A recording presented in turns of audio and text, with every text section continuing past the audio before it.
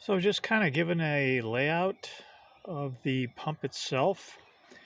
This is the intake. This is the expulsion or the exhaust. It's where your output hose goes. I've put cam lock adapters onto here. The Honda attachments that come with this, you have to spin on and spin off. Cam locks are a whole lot easier to do. On-off switch right here.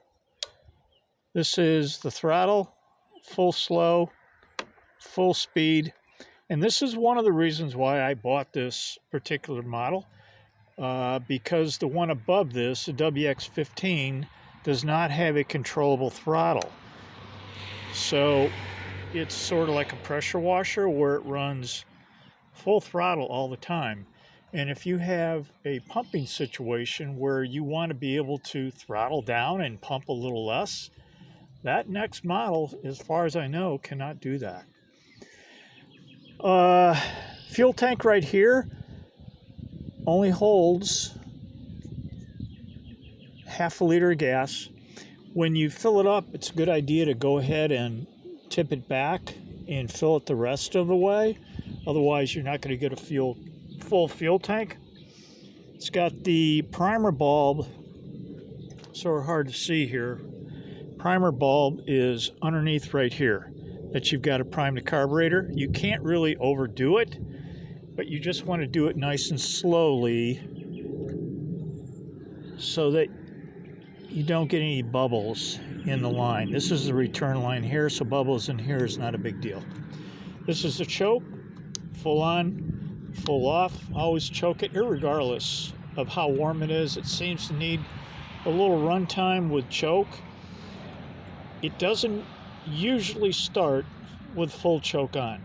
So you got to go back to half choke, give it another shot, and she'll pretty much take right off.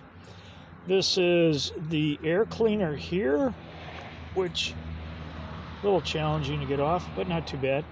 So you want to make sure you keep this sponge right here nice and oiled, because that's all that stands between the intake and whatever dusty conditions you might have.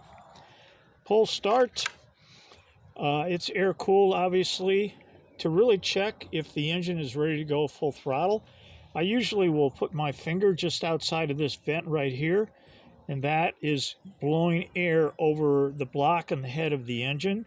It also comes out up here, a little bit around this area as well. It does right here too, but you kind of get influenced by the exhaust here a little bit, so this is really, seems to me, the best place to be checking that the engine is thoroughly warmed up. On the other side, oil goes in right here.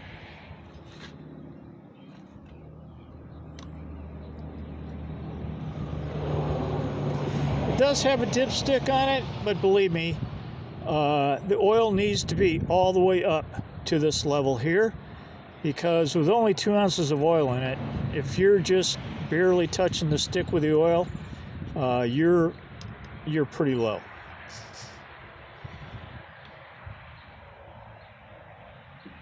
Other thing with the pump, this is the primer that water goes into before you start it up. You want to make sure the pump is full of water so it's not being run dry. It needs that to create a suction in the suction line as well. And the emptying port is this one right down here. Because I'm pumping fresh water, I generally never empty it unless I'm going to be done with it for quite some time. It really doesn't hurt it, I don't think, to sit with fresh water in it. If it's something else you're doing, then you may want to empty it continuously. So that's pretty much it as far as the aspect of the pump goes. I'm going to hook it up and go through a run cycle, fill in my tank, and I'll give you a little view of that.